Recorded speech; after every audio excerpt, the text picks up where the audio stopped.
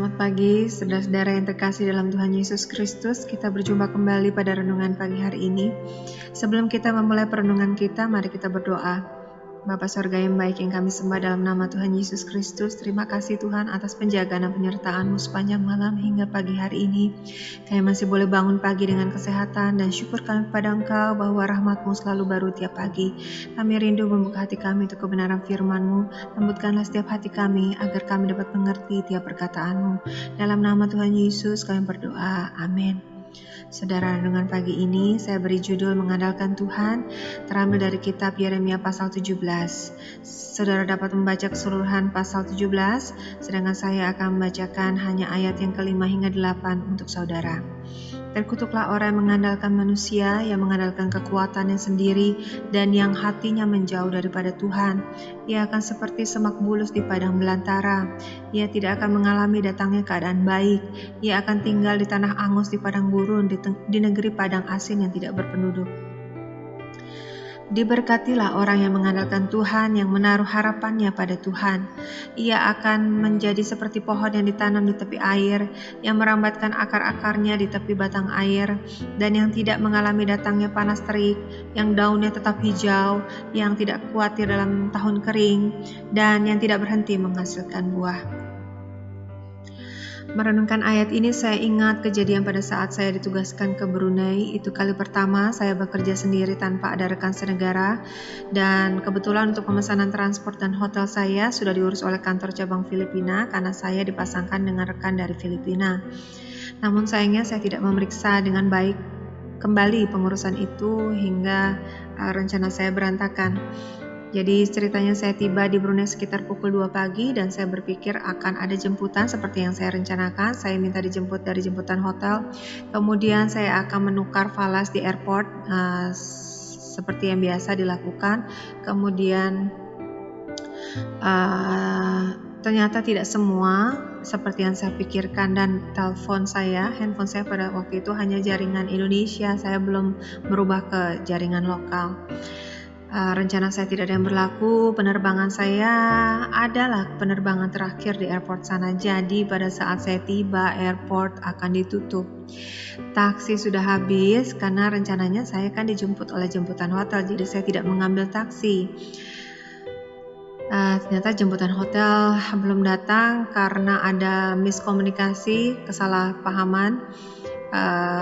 Karena ada perbedaan waktu, jadi dia belum datang.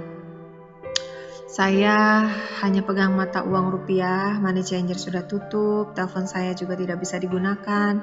Pada waktu itu benar-benar saya merasa semua akses pertolongan saya tertutup.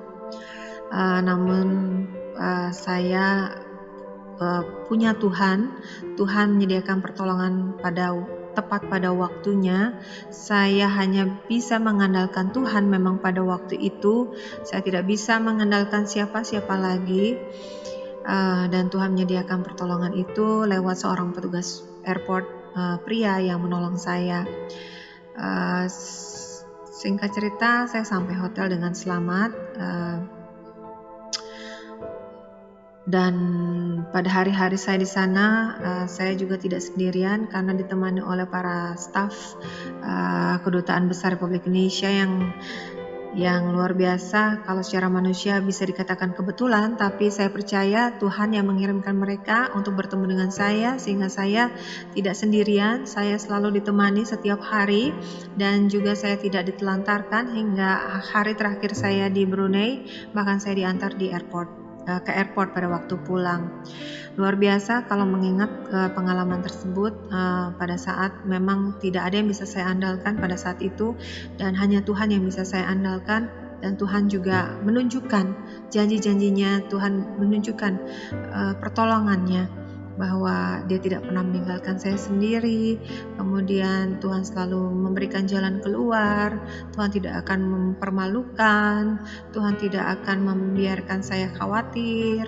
Dan itulah yang Tuhan sediakan buat saya. Apa yang tidak pernah saya pikirkan, itu yang Tuhan sediakan buat saya. Asalkan saya mengandalkan Tuhan sebagai satu-satunya sumber pertolongan saya. Saudara, memang ada saat-saat Tuhan izinkan semua akses pertolongan kita tertutup. Pertolongan-pertolongan yang terlihat oleh mata, yang seperti aset, tabungan kita, penghasilan bulanan, mungkin bonus dan sebagainya, mungkin memang ada dan memang tersedia. Tapi saya belajar bahwa di kitab Yeremia 17 ini Tuhan mau kita mengandalkan Tuhan setiap waktu, menaruh harap kita kepada Tuhan, mendekat kepada Tuhan. Jadi pada saat akses pertolongan kita pun tertutup, kita sudah terlatih, sudah terbiasa untuk mengandalkan Tuhan. Jangan sampai pada saat semua akses pertolongan kita tertutup, baru kita berfokus kepada Tuhan, baru kita mengandalkan Tuhan. Mari saudara, kita mendekatkan diri kepada Tuhan, tidak menjauhkan hati kita daripada Tuhan, sehingga kita kapanpun kita merasa membutuhkan Tuhan, kapanpun kita bisa terlatih untuk mengandalkan Tuhan setiap waktu, apakah pada saat susah ataupun senang, apakah saat akses pertolongan itu terbuka maupun tertutup. Jadi kita tidak mengandalkan pertolongan itu, kita mengandalkan Tuhan kita. Dan itulah, saya percaya itulah yang Tuhan rindukan untuk kita umat Tuhan, anak-anak Tuhan yang sudah diselamatkan dan yang Tuhan punya rencana yang luar biasa atas kehidupan kita.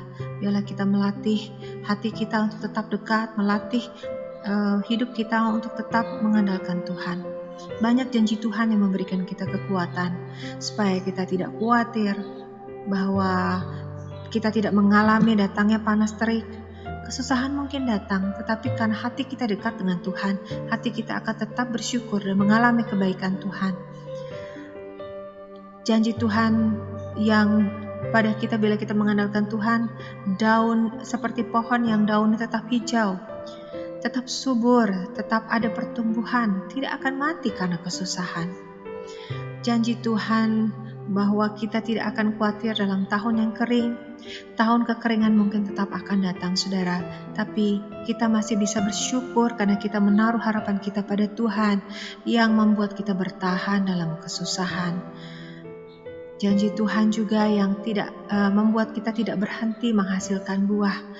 Kita akan mengalami kemenangan bersama Tuhan.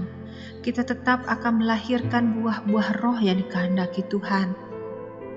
Dari pengalaman-pengalaman kemenangan kita dapat memberkati saudara-saudara kita dengan kesaksian-kesaksian yang luar biasa. Tuhan disenangkan, jiwa-jiwa yang belum mengenal Tuhan akan mengenal Tuhan. Karena kita hidup mengandalkan Tuhan dan tidak menjauh daripada Tuhan. Puji Tuhan, mari kita berdoa. Bapa Surga, terima kasih untuk renungan kami pada hari ini, supaya kami hidup mengandalkan Engkau.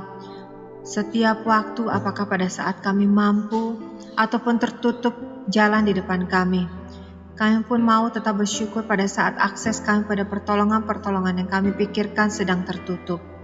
Dan biarlah hal ini mengajarkan kami untuk semakin belajar untuk mengandalkan Engkau, sehingga genaplah janji-Mu bahwa kami seperti pohon yang ditanam di tepi air, yang merambatkan akar-akarnya ke tepi batang air.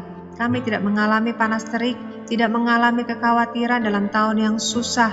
Terlebih lagi Tuhan, kami tidak berhenti menghasilkan buah. Luar biasa ya Tuhan. Engkau pasti mengadakan jalan keluar bagi kami. Hidup kami adalah Engkau yang punya, hari ini, besok, dan selamanya.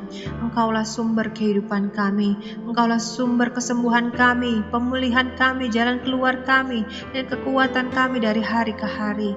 Tuhan, kami serahkan ya Tuhan, hari ini ya Tuhan, ke dalam tangan-Mu, dan kami mau alaskan doa dan syukur kami dalam nama Tuhan Yesus Kristus. Haleluya, amin.